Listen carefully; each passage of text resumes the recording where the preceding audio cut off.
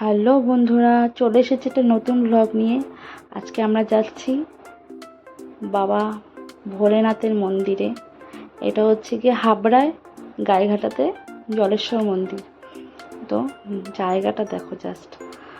আর এই যে মন্দির আর এই যে পুকুর। এই মানে মন্দিরের মাহাত্ম্যটা হচ্ছে এই সারা বছর এই মন্দিরে শিবলিঙ্গটা সারা বছর থাকে জলে, আর বছরের একটা দিন উঠে আসে, নিজে থেকে উঠে আসে।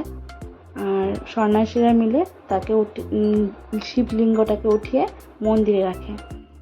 আর আবার পুজো হয়ে গেলে আবার জলে রেখে দেওয়া হয়। আবার ঠিক পরের বছর নীল পুজোর দিন শিবলিঙ্গটা নিচ থেকে উঠে আসে, আর সন্ন্যাসীরা আবার একই রকম করে পুজো করা হয়। এটা হচ্ছে এই মন্দিরের মাহাত্ম্য। আমার তো দারুণ লেগেছে জায়গাটা, বিশেষ করে তোমরা দেখো, তোমাদেরও ভালো লাগবে।